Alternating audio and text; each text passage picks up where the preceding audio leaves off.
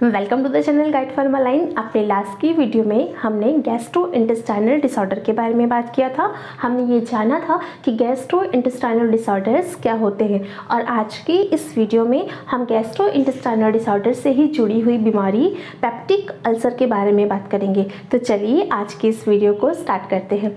तो सबसे पहले आपको पेप्टिक अल्सर को समझने से पहले इसके टर्म को समझना ज़रूरी है। तो पेप्टिक अल्सर का मतलब क्या होता है? पेप्टिक अल्सर में दो टर्म्स है, पेप्टिक एंड अल्सर। तो पेप्टिक का मतलब होता है आपका ऐसा पार्ट जो आपके स्टमक से जुड़ा हुआ होगा, मतलब ऐसा पार्ट जो आपके स्टमक का पार्ट होगा उसे हम बोलते हैं पेप्टिक, या फिर वो सभी चीज़ें जो आपके स्टमक से जुड़ी हुई होती हैं उसको हम बोलते हैं पेप्टिक। एंड आपका अल्सर का मतलब होता है घाव। तो पेप्टिक अल्सर का मतलब क्या हुआ? ऐसा घाव जो कि आपके स्टमक में होगा। अब स्टमक में घाव कैसे हो जाएगा? तो देखिए, अगर आप इसकी डेफिनेशन को देखिए तो इसकी डेफिनेशन क्या कहती है कि पेप्टिक अल्सर उन पार्ट में होता है, आपकी बॉडी के उन पार्ट्स में होता है जो पार्ट आपके गैस्ट्रिक एसिड एंड आपके पेप्सिन से एक्सपोज्ड होते हैं। हमने क्या बोला? ऐसे पार्ट्स जो आपके पेप्सिन और गैस्ट्रिक एसिड से एक्सपोज होते हैं, उस पार्ट में आपका पेप्टिक अल्सर होता है। और वो पार्ट्स कौन से हैं? वो पार्ट्स है आपका stomach and duodenum. Stomach and duodenum, ये दोनों ही पार्ट्स में आपका पेप्टिक अल्सर होता है। तो आपकी बॉडी में वो जो पेप्टिक अल्सर है वो कहाँ कहाँ होगा? ये आपके स्टमक का पार्ट है, ये ईसोफेगस हो गया, ये आपका स्टमक हो गया, ये आपका डिओडिनम हो गया। तो पेप्टिक अल्सर में अल्सर कहाँ होगा? यहाँ होगा एंड यहाँ होगा। अब देखिए, अल्सर क्या होता है? अल्सर एक तरीके का घाव होता है। तो ये आपकी, मान लीजिए ये आपकी क्या है? आपकी स्टमक की लेयर है, ये आपके स्टमक की लेयर है। अब जब इसमें घाव होगा तो ये लेयर क्या होगी? डैमेज होना स्टार्ट हो जाएंगी, और ये कन्वर्ट किस में हो जाएंगी? ये इस तरीके से कन्वर्ट हो जाएंगी। मतलब देख रहे हो आप, इसकी वजह से ये क्या होगा? इतना पोर्शन क्या हुआ? इतना पोर्शन डैमेज हो गया। तो ये एक तरीके का घाव है। चलिए, पेप्टिक अल्सर आपकी बॉडी में दो फैक्टर होते हैं, उनके इम्बैलेंस की वजह से होता है। अब वो दो फैक्टर्स कौन से हैं? पहला फैक्टर है आपका एग्रेसिव फैक्टर और दूसरा फैक्टर है आपका डिफेंसिव फैक्टर। अब एग्रेसिव फैक्टर और डिफेंसिव फैक्टर क्या है? एग्रेसिव फैक्टर जिसमें आपके आते हैं acid, pepsin, bile and H pylori, ये एग्रेसिव फैक्टर्स। और डिफेंसिव फैक्टर्स कौन से? आपके गैस्ट्रिक म्यूकोसा, आपका गैस्ट्रिक म्यूकस, बाइकार्बोनेट का secretion, prostaglandin, mucosal blood flow and nitric oxide. तो ये पेप्टिक अल्सर कब होता है? जब आपके aggressive factor and defensive factor में इम्बैलेंस हो जाए। इम्बैलेंस हो जाए तो क्या होगा? नॉर्मल कंडीशन में ये क्या होता है? ये बैलेंस फॉर्म में रहता है, आपका एग्रेसिव फैक्टर और आपका डिफेंसिव फैक्टर बैलेंस फॉर्म में रहता है। But in case of peptic ulcer आपका एग्रेसिव फैक्टर बढ़ जाएगा। आपका एग्रेसिव फैक्टर क्या हो रहा है? बढ़ रहा है, और आपका डिफेंसिव फैक्टर डिक्रीज हो रहा है। तो आपका डिफेंसिव फैक्टर डिक्रीज हो रहा है। तो देखिए, आपका जब एग्रेसिव फैक्टर, यानी कि ऐसा फैक्टर जो अगर एग्रेसिव हो जाए, देखिए इसको आप इस तरीके से समझिए कि अगर कोई पर्सन गुस्से में आ जाए तो वो क्या करेगा? नुकसान ही करेगा ना। तो अगर उस पर्सन को, कोई गुस्सैल पर्सन है और उसको गुस्सा बहुत ज़्यादा आता है, तो वो क्या करेगा? जब उसको गुस्सा आएगा तो वो अपना नुकसान करना स्टार्ट कर देगा। लेकिन अगर उसको रोकने वाले लोग, यानी जो डिफेंस में उसके लोग होंगे, उसको रोकने वाले लोग रहेंगे, तो वो क्या करेंगे? उसको कंट्रोल कर लेंगे। बट इन केस अगर वो डिफेंसिव वाले लोग कम हो जाएं, मतलब अगर मान लीजिए एक पर्सन को डिफेंस करने के लिए 10 लोगों की ज़रूरत पड़ रही थी, तो 10 लोगों में से सिर्फ 2 ही लोग बचे, तो क्या आपका वो जो एग्रेसिव पर्सन है उसको आप डिफेंस कर पाओगे? नहीं कर पाओगे। तो इसी तरीके से आपके स्टमक में भी क्या होता है? जो आपका एग्रेसिव फैक्टर है वो तो हमेशा ही बॉडी में सिक्रीट हो रहा है, और आपका डिफेंसिव फैक्टर भी हमेशा ही बॉडी में सिक्रीट हो रहा है। तो जो आपका एग्रेसिव फैक्टर, क्योंकि देखिए इसमें एसिड है ना, बिना एसिड के खाना कैसे पचेगा? नहीं पचेगा ना। तो एसिड हर वक्त बॉडी में सिक्रीट हो रहा है, बट उसको न्यूट्रलाइज, तो बस उसको रोकने के लिए कि वो आपके स्टमक को डैमेज ना कर पाए, आपके स्टमक में क्या है? आपका एक स्टमक में है डिफेंसिव फैक्टर। किसी भी तरीके से आपका अगर ये एग्रेसिव फैक्टर बहुत एग्रीगेट हो जाए, बहुत ज़्यादा हाइपर एक्टिव हो जाए, और उसके इसमें आपका जो ये डिफेंसिव फैक्टर है वो कम पड़ जाए, उसको क्या कंट्रोल करने के लिए, तो अब ये एग्रेसिव फैक्टर आपके स्टमक को डैमेज करना स्टार्ट कर देगा। जैसे ये कंडीशन फिर डेवलप हो जाएगी। हमने बताया ना ना कि क्या होता है, अल्सर में इस तरह की कंडीशन होती है तो ये कंडीशन डेवलप हो जाएगी। तो मतलब क्या है, अगर एसिड ज़्यादा निकलने लगा, पेप्सिन ज़्यादा निकलने लगा, बाइल ज़्यादा निकलने लगा, या फिर आपका एच पाइलोरी, ये एक तरीके का बैक्टीरिया होता है, अगर ये ज़्यादा निकलने लगा तो ये सभी क्या करेंगे, आपके स्टमक की वॉल को डैमेज करना स्टार्ट कर देंगे। ठीक है, अब देखिए डिफेंसिव फैक्टर कैसे काम करता है। डिफेंसिव फैक्टर क्या है, देखिए इसमें गैस्ट्रिक म्यूकोसा है। गैस्ट्रिक म्यूकोसा में आपकी जो ये म्यूकोसा, ये आपकी जो स्टमक की वॉल है, इसमें ये क्या, ये जो आपकी स्टमक की वॉल है, इसमें ये कोटिंग करना स्टार्ट करते हैं। बाइकार्बोनेट का सिक्रेशन हो गया, वो एज अ कोट करना स्टार्ट कर देते हैं आपके स्टमक की वॉल को। यहाँ पर टर्म आया प्रोस्टाग्लैंडिन का। तो प्रोस्टाग्लैंडिन कैसे काम करते हैं, तो प्रोस्टाग्लैंडिन्स क्या होते हैं, प्रोस्टाग्लैंडिन साइटोप्रोटेक्टिव एजेंट्स होते हैं जो आपके म्यूकस की प्रोडक्शन को बढ़ाते हैं, साथ ही साथ आपके स्टमक के ब्लड फ्लो को बढ़ाते हैं। तो जब आपके स्टमक में ब्लड फ्लो इंक्रीज होगा और म्यूकस का प्रोडक्शन इंक्रीज होगा, तो वो प्रोडक्शन इंक्रीज होने की वजह से आपका डिफेंसिव फैक्टर आपके एग्रेसिव फैक्टर को ओवरकम कर देगा, जिसकी वजह से एग्रेसिव फैक्टर के द्वारा होने वाले डैमेज को बॉडी रोक पाती है। ठीक है, इसी तरीके से म्यूकोसल ब्लड फ्लो और नाइट्रिक ऑक्साइड भी डिफेंसिव फैक्टर का काम करते हैं। तो ये हो गया आपका डिफेंसिव फैक्टर और एग्रेसिव फैक्टर। ठीक है, अब आता है हमारा डिओडिनल एंड गैस्ट्रिक अल्सर में क्या अंतर होता है। तो देखिए, जो आपका गैस्ट्रिक अल्सर है वो कौन से पार्ट में होगा, वो आपके स्टमक के पार्ट में होगा। जो आपका डिओडिनल अल्सर है वो क्या होगा, डिओडिनम के पार्ट में होगा। जो गैस्ट्रिक अल्सर होता है वो उसमें जो ईपी गैस्ट्रिक पेन होता है, ईपी गैस्ट्रिक पेन होता है, वो कब होता है, वो आपके खाना खाने के 1 से 2 घंटे के बाद होना स्टार्ट हो जाता है। ठीक है, जैसे ही आपने खाना खाया उसके 1 से 2 घंटे के बाद ये पेन होना स्टार्ट हो जाएगा। बट इसका उल्टा जो आपका डिओडिनल अल्सर होता है उसमें खाना खाने के 2 से 5 घंटे के बाद आपका पेन स्टार्ट होता है। मतलब इन केस यहाँ पे क्या होगा, स्टमक फ्री हो जाएगा फूड, क्योंकि 2-2.5 घंटे तक आपका स्टमक में खाना रहता है। तो जैसे ही वो खाना पास हुआ आपको पेन होना स्टार्ट हो जाएगा। ठीक है, इसके अलावा जो आपका गैस्ट्रिक अल्सर होता है वो खाना खाने से रिलीफ नहीं हो पाता, नॉट रिलीव्ड बाई फूड। ठीक है, जो आपका गैस्ट्रिक अल्सर है वो खाना खाने से ठीक नहीं हो पाता है। लेकिन इसका ठीक उल्टा क्या है, जो आपका डिओडिनल अल्सर है वो रिलीव्ड बाई फूड, ये खाना खाने से क्या हो जाएगा, रिलीव मिलेगा, इससे खाना खाने से इसमें रिलीव मिलेगा। तो ये हो गया इसका डिफरेंस। तो क्या साइन एंड सिम्टम्स होते हैं आपके पेप्टिक अल्सर और डिओडिनल अल्सर के। तो देखिए, सबसे पहली चीज़ कि ये क्या है, एक तरीके का घाव है, एक तरीके का घाव है, तो उसकी वजह से पेन तो डेवलप होना ही होना है।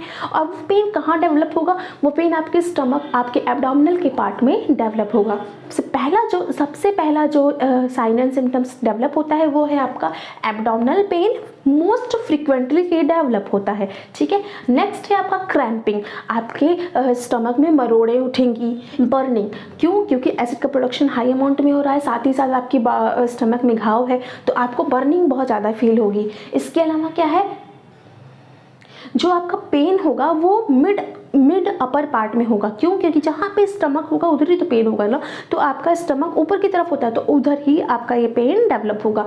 नेक्स्ट है आपका नेचुरल पेन, यानी कि रात में आपको दर्द होगा। ठीक है, इसमें नेक्स्ट है इसमें नेचुरल पेन, और उसके बाद जो आपका पेन डेवलप होता है वो रात में डेवलप होता है। In case of gastric ulcer के केस में ये पेन हमेशा रात में, मैक्सिमम केसेस में रात में डेवलप होता है। ठीक, नाउजिया, वोमिटिंग एंड एनोरेक्सिया होगा। ठीक है, तो ये सभी वो सिम्टम्स हैं जो हर पेप्टिक अल्सर के पेशेंट में आते हैं। कुछ इसके अलावा कुछ जो आपका जो पेन होता है, ये सारे ही चीज़ें जो सिम्टम्स हैं, ये जो पेन और ये सारे बाकी सिम्टम्स हैं, ये देखा गया है कि ये सारे ही सिम्टम्स गैस्ट्रिक अल्सर के पेशेंट में ज़्यादा ही अपीयर होते हैं as compare to duodenal ulcer के। ठीक है, तो ये सारी ही चीज़ें गैस्ट्रिक अल्सर के केस में ज़्यादा ही आएंगी as compare to duodenal ulcer. Next है हमारा, देखिए अब क्या है, आपकी बॉडी में क्या है, आपके स्टमक में घाव हुआ है, आपके स्टमक में यहाँ पे क्या है, घाव हो गया। अब देखिए, जब यहाँ पे ये सेल डैमेज हो जाएंगी तो यहाँ से क्या निकलेगा, ब्लड।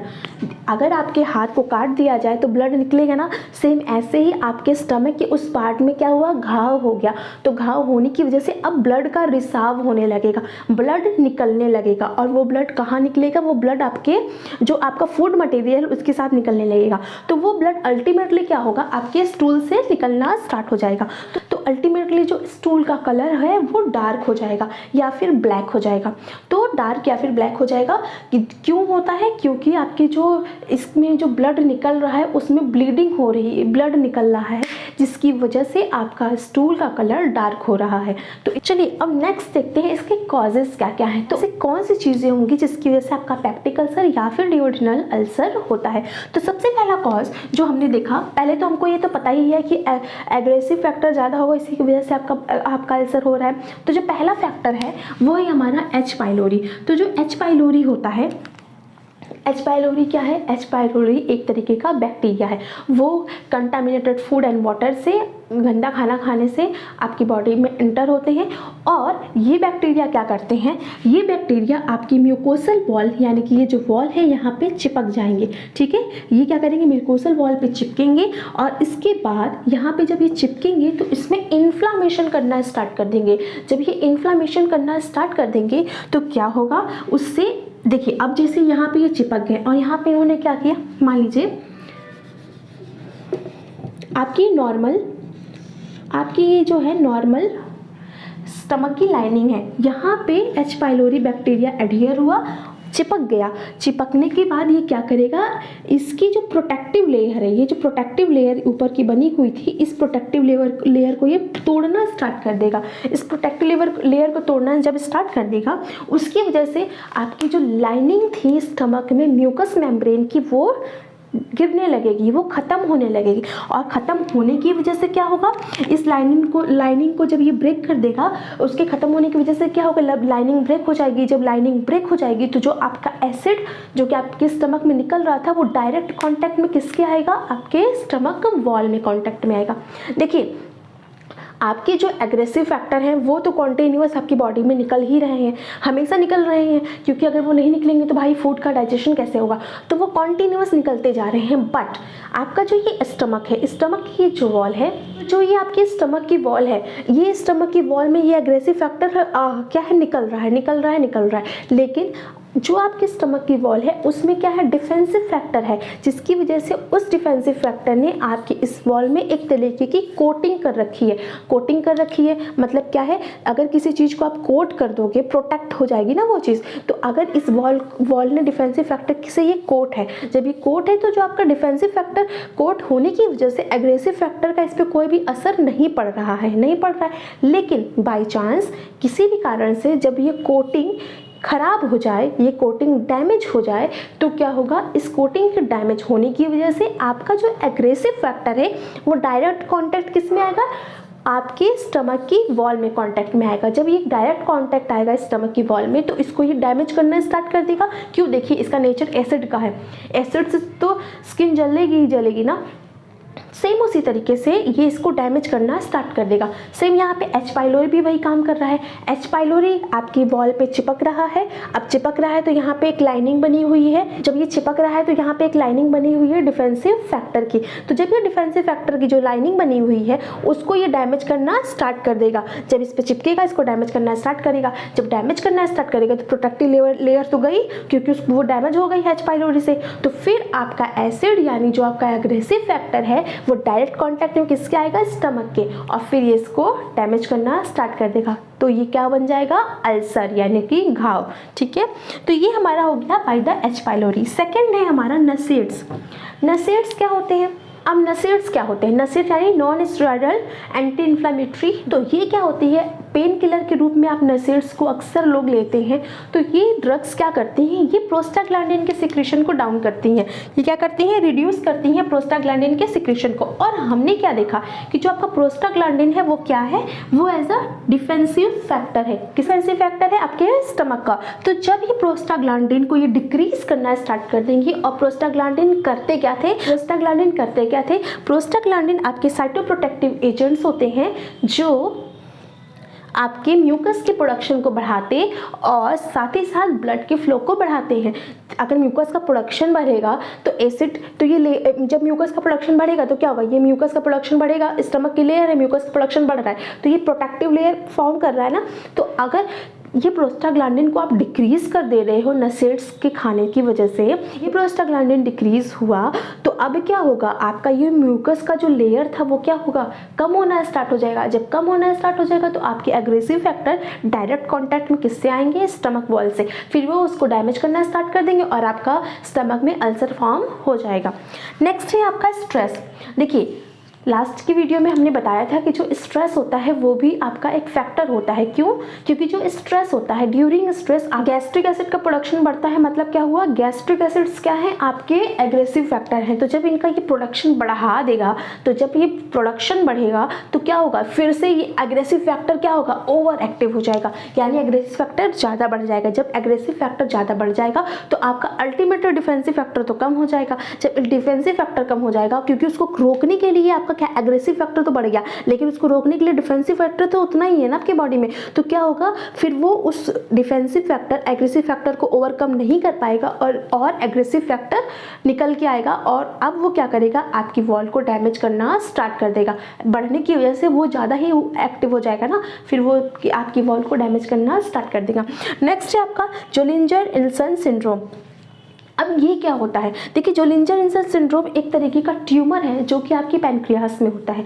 एक तरीका का ट्यूमर है जो कि पैनक्रियास में होता है और ये ट्यूमर जो कि पैनक्रियास में हो रहा है वो क्या करता है, आपकी गैस्ट्रिक एसिड के प्रोडक्शन को बढ़ाता है। जब गैस्ट्रिक एसिड का प्रोडक्शन बढ़ेगा तो सेम वही चीज़ है कि एसिड का प्रोडक्शन बढ़ा, एग्रेसिव फैक्टर ज़्यादा हो गया, डिफेंसिव फैक्टर उसको रोक नहीं पाया, फिर से वो डैमेज करना वॉल को स्टार्ट कर देगा। नेक्स्ट है आपका क्रॉन्स डिजीज़। अब ये क्रॉन्स डिजीज़ क्या होती है, ये जो क्रॉन्स डिजीज़ होती है ये डिजीज़ क्या करती है, आपकी जो आपकी जो गैस्ट्रिक लाइनिंग है, जो आपकी लाइनिंग है स्टमक में, उसको ये डैमेज करने का काम करती है। ये इसको क्या करेगी, डैमेज करने का काम करेगी। अब जो वो लाइनिंग यानी कि ये जो प्रोटेक्टिव कवरिंग डैमेज होना स्टार्ट हो जाएगी तो फिर क्या होगा, ये आपका स्टमक क्या है, जब ये लाइनिंग चली जाएगी तो फिर क्या होगा, ये एसिड के अटैक से एसिड का अटैक इस वॉल पे होना स्टार्ट हो जाएगा और इसकी वजह से आपका अल्सर फॉर्म हो जाएगा। तो इस सभी चीज़ों से आपका अल्सर फॉर्म होता है। तो आज के इस वीडियो में हमने जाना कि पेप्टिक अल्सर क्या होता है, इसकी डेफिनेशन क्या है, तो कौन कौन से फैक्टर्स पेप्टिक अल्सर को फॉर्म करते हैं, इसके कितने टाइप्स होते हैं, इसका साइन एंड सिम्टम्स क्या होता है, इसकी कॉजेज़ क्या होती हैं। तो आई होप आज का ये वीडियो आप सभी को समझ में आया होगा। मिलते हैं नेक्स्ट वीडियो में जिसमें हम पेप्टिक अल्सर की डायग्नोसिस, उसके pharmacological and non pharmacological treatment के बारे में बात करेंगे। तो मिलते हैं नेक्स्ट वीडियो में, तब तक के लिए हमारे चैनल को लाइक कीजिए, सब्सक्राइब कीजिए। Thank you.